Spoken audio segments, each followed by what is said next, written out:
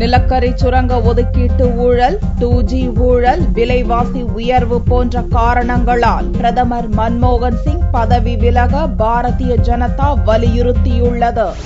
CBI விசாரணையில் மத்திய அரசு தலையீடு, நிலக்கரி சுரங்க ஒதுக்கீட்டில் ஊழல், 2G ஊழல், விலைவாசி உயர்வு என்று மத்தியில் உள்ள காங்கிரஸ் அரசு இந்திய வரலாற்றில் இல்லாத அளவுக்கு தனது அதிகாரங்களை துஷ்பிரயோகம் செய்துள்ளதாக பாரதிய ஜனதா குற்றம் சுமத்தி வருகிறது.